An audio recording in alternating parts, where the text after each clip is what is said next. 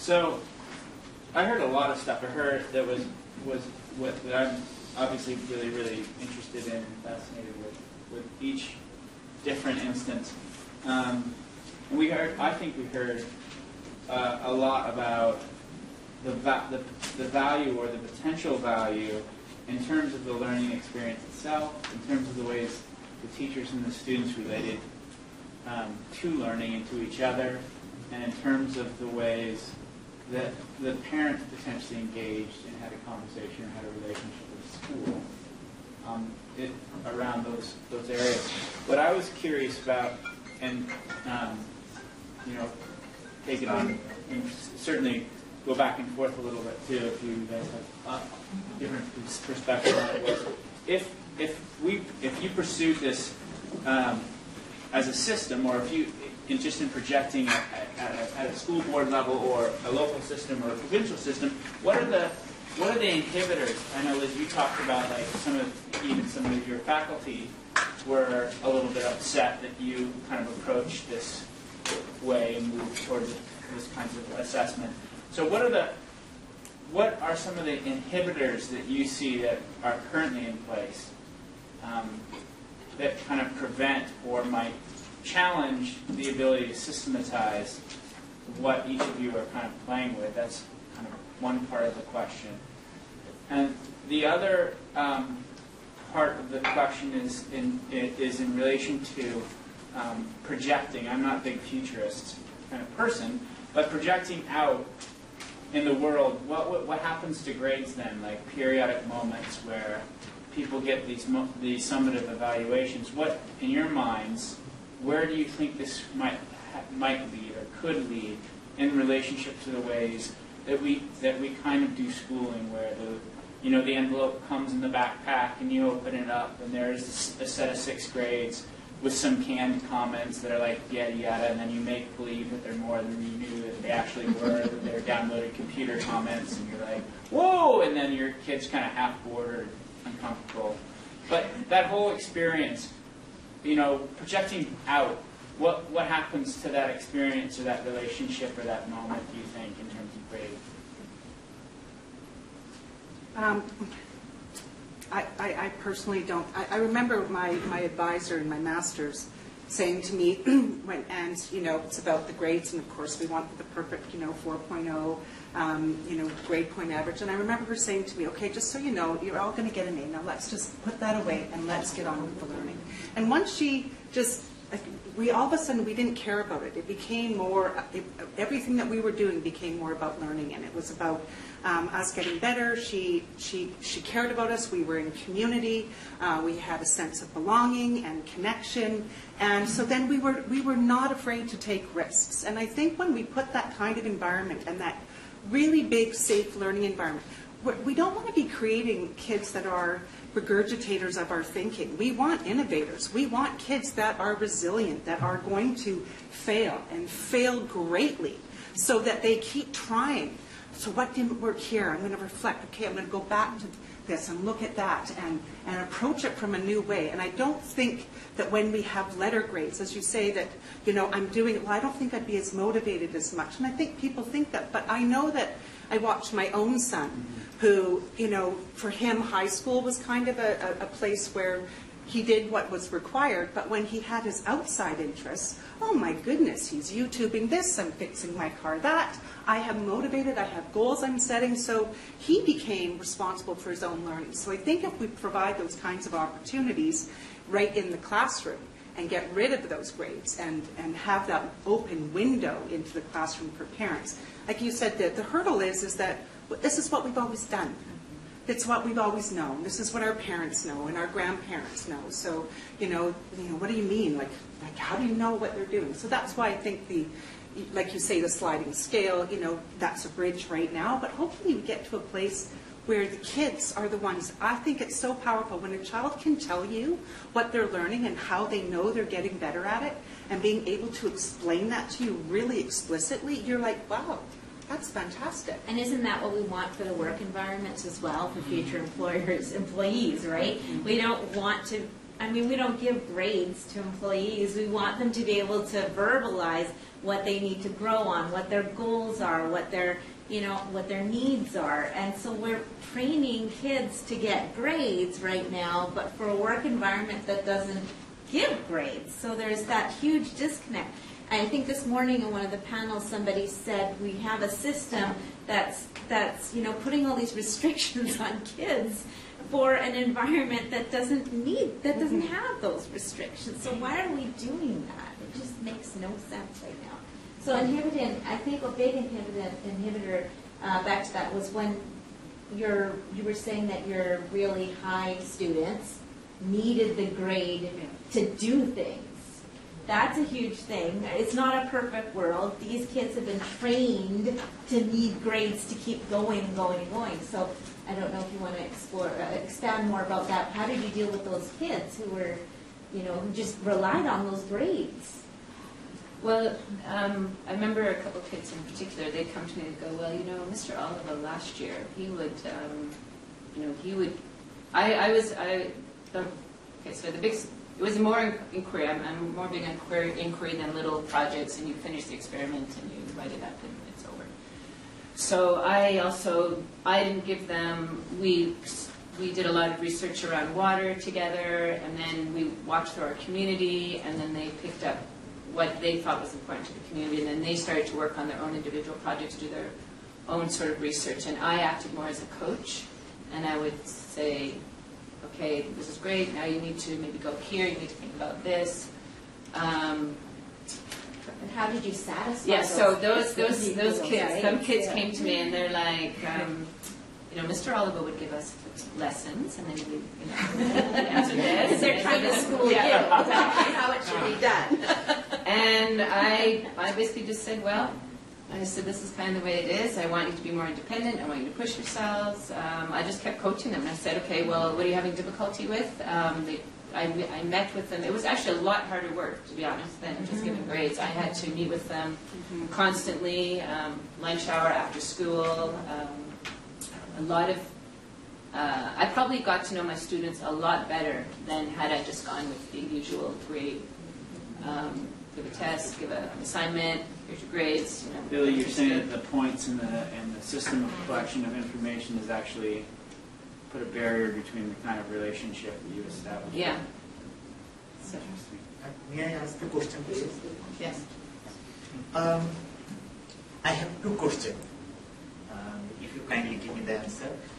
We are really fortunate because our students, our kids are studying in Ontario. Ontario curriculum is being acknowledged a world-class curriculum.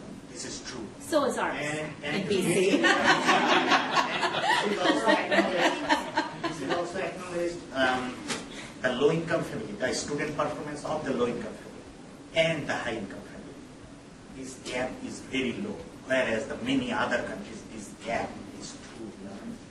So, of course, we should acknowledge the curriculum and also the resourceful educators. I must acknowledge, I have the respect. And whatever Iram Khan and Shri Brett, you facilitated excellently and introducing a new system of assessment, performance of the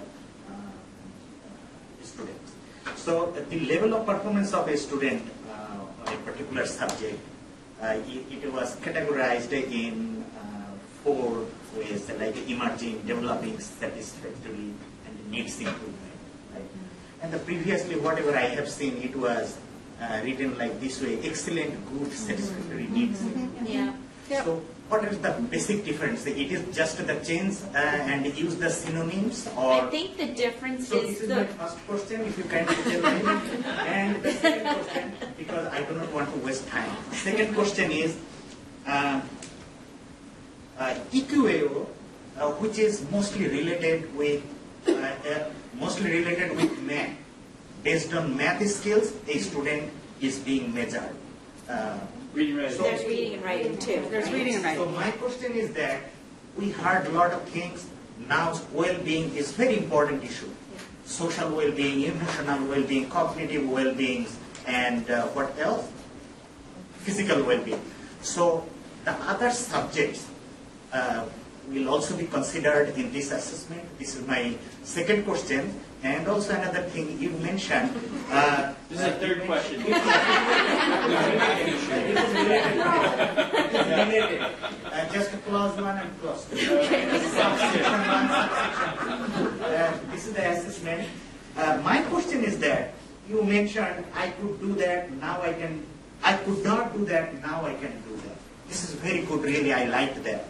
So a student can write some things which way he or she can improve, like which is related to self-evaluation.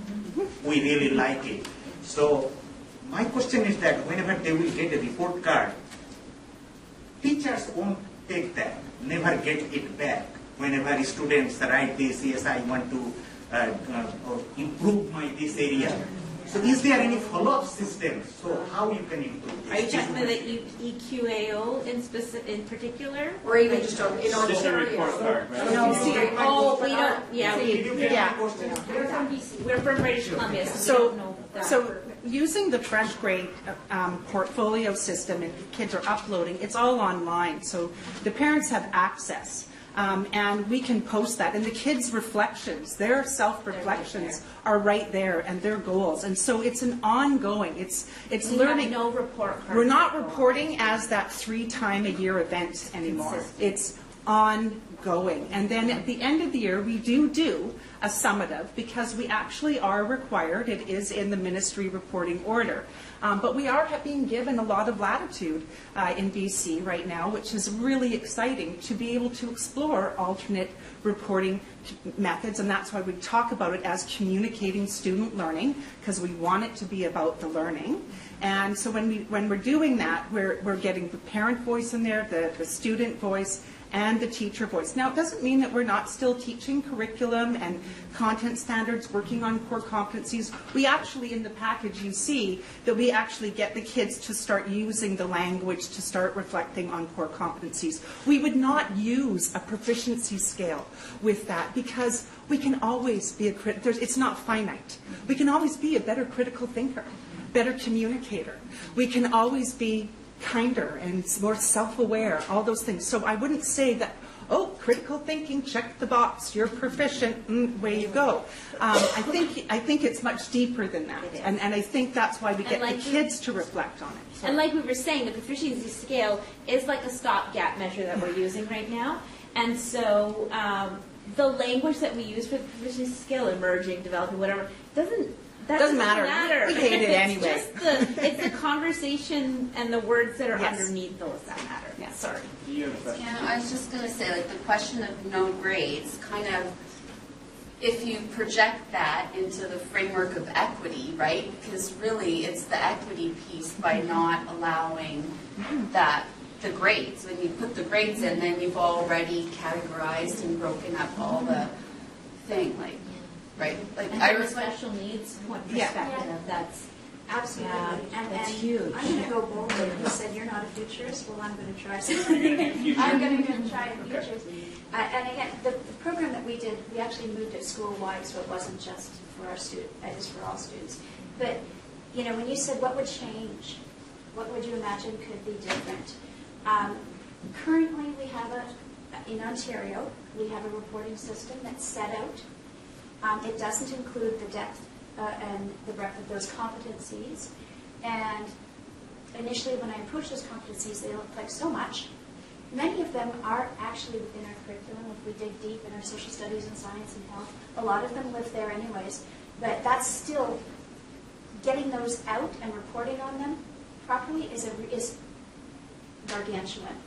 So in our little study that we've been doing, we were talking about, instead of the ES, G, and N, and those static sort of self-regulation, collaboration, we would like to be able to expand that out, blow that out, have some of the competencies, and also have the freedom as educators to select certain competencies that matter most to the students in front of us.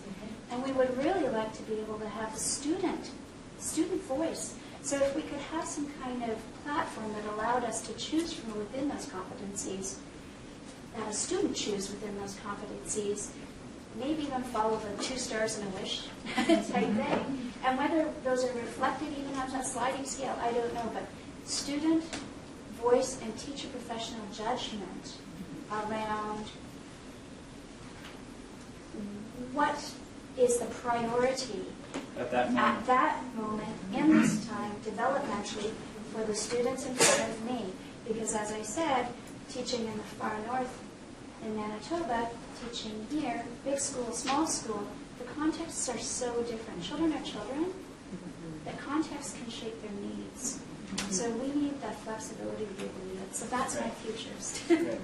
I think if you took away marks, I think marks are very demoralizing, especially for students that aren't getting the A's and the B's. Yes. And you start having an inner dialogue about yourself. You know, I'm not that clever, you know, I can't do this. And you start to inhibit yourself. So I think if you took away marks, you might find a lot more confident individuals growing up. I think it allows more for the growth mindset to really come into play, because I can actually say to students when they're going, oh, I'm not good at this yet, right? And so then it's about now, how are we going to improve and get there? And one of the things that, like with the proficiency scale, I was just going to address your question, that I think where it matches like the emerging, the developing, the proficient, and the extending, whether we like that language or not, and it's not my favorite, but I think it matches that in the teaching profession, that gradual release of responsibility model of teaching, where here we are, so I'm up here, so it's going to be, I'm going to model, so you watch, I do for you, and then it's, you watch me do it, and then you help me, and then the reverse happens, now you do, I help, and then you do independently. And I think that's where it is, so that hopefully by that time, so that the language kind of matches that teaching. Well, I mean, just the other Kind of day, framework. Annie gave me a D-, so Yeah. I can appreciate this growth mindset stuff.